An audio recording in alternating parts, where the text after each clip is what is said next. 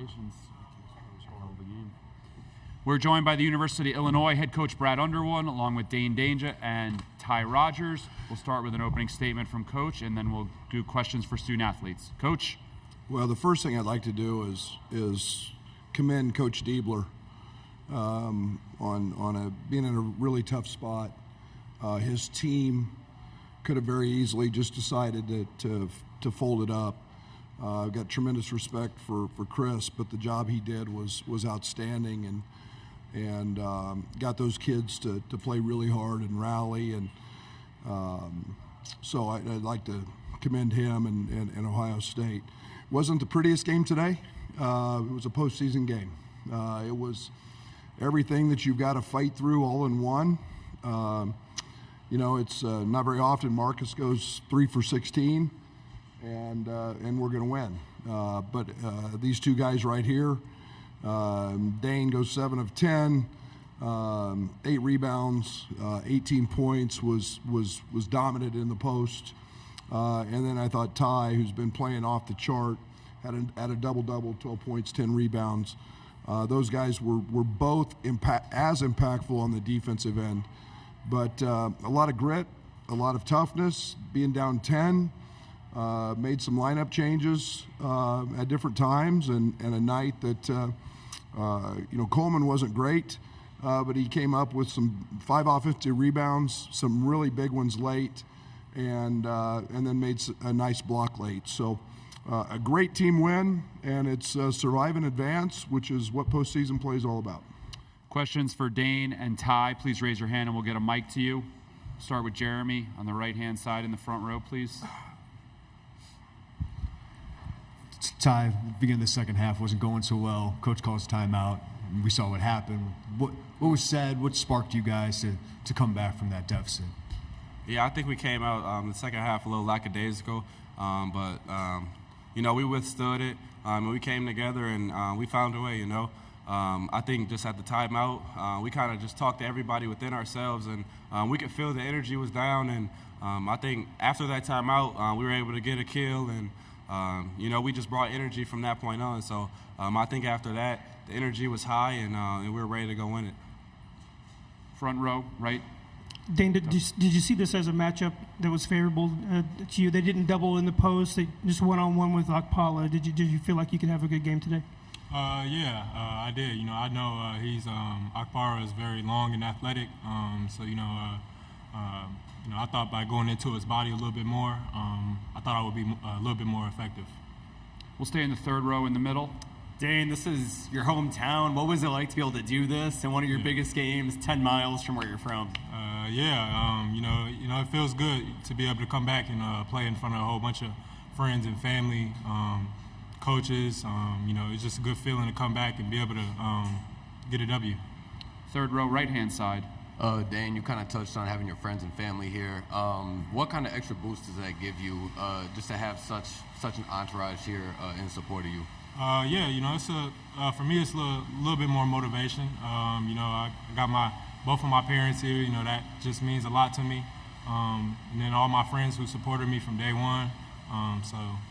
It's just a good feeling, and it gives me a little bit more energy. So. Front row, middle, Matt. Ty, if anybody had any success on Thornton all night, it seemed to be you defensively. What was the game plan, and what do you feel like you were able to do to at least slow him down and make him take a tough two? I think just me being able to curl up in him. I think Coach has been on me a lot the past few weeks. I used to give a lot of space on defenders, and he just wanted me to just really curl up in guys. And I think when I curl up in guys, I'm a pretty good defender, and Coach always preaches that to me. So my thing was just being aggressive with him and curling up in him, and just trying to take him where I want him to go. Second row in the middle. Hi, for Dain, what's it like, Dain, to be able to do what you just did out there, to know you're good enough to do that? You don't always get to play as big a role in a game. Sometimes you do, sometimes you don't. But to be in March and, have your head up and do that, what's that experience like for you? It's about just staying positive and bringing good energy to the team. I don't want to be a downer to the team. I always want to, bring good energy, make the guys laugh a little bit, just doing those little things and just doing whatever it takes to win. You know, that's what's most important. So. Take two more for the student athletes, left-hand side, second row. Dain, multiple times down the stretch there, you powered through the contact for those and ones. What was the emotion like after making those buckets, heading to the free throw line, trying to just close that deficit? It was just refusing not to lose. Like I don't know. Like I just didn't want to lose. I kept going. I tried to do everything I could, you know, to get the W. Time for one more for the student athletes. All right, we'll go back to Jeremy, the last one, front row, middle. It's for both you guys. Just Coleman did not have the best game early on, but to make the winning plays he did late, what would that say about him, and what'd you think about it? Ty. I think that shows who he is, you know.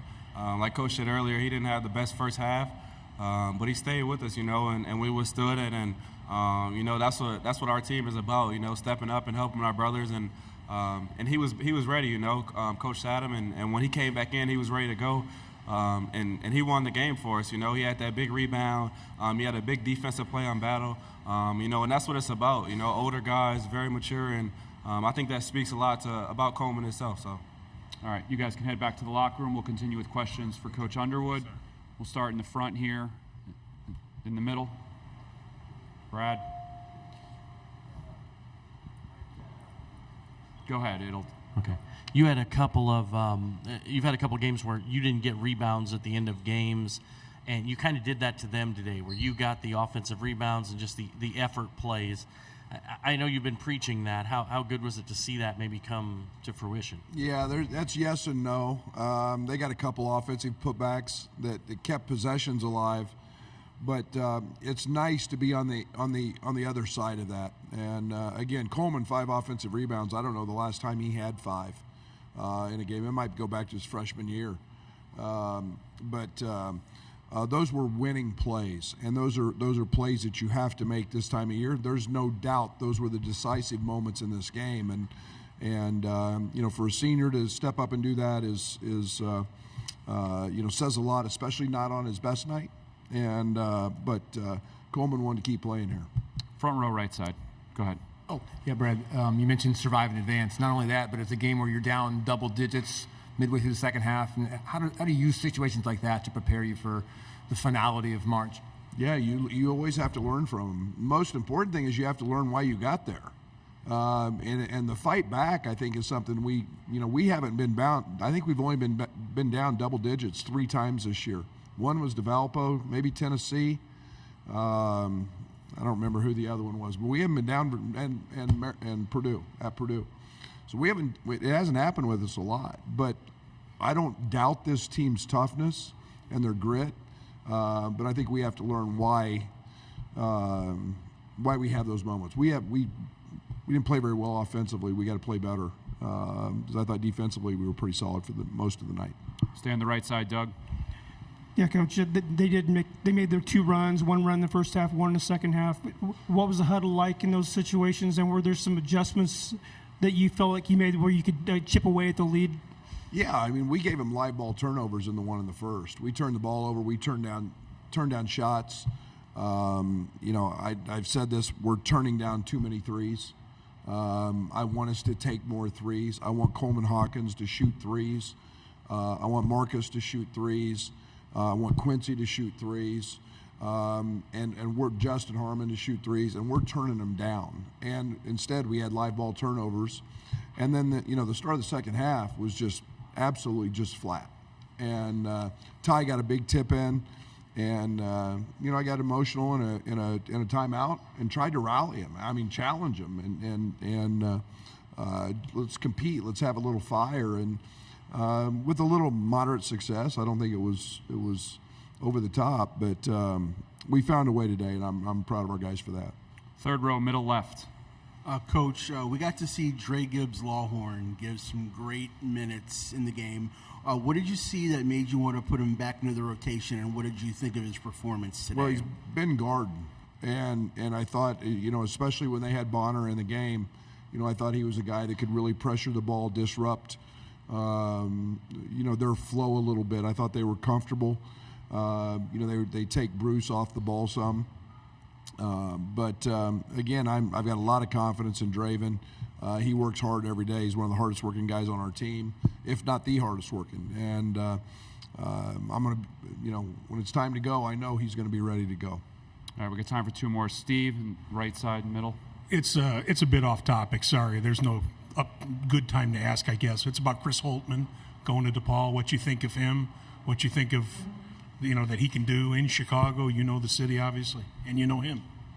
Well, he's very familiar with the league, having already been in it, so he knows how good that league is.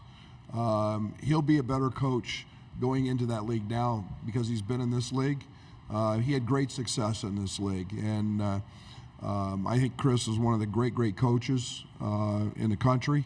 I think he'll find a way to help build that program and make it one of the top contenders. I'm a huge Chris Holtman fan and always have been. I think he works really hard, and I think he's a hell of a ball coach.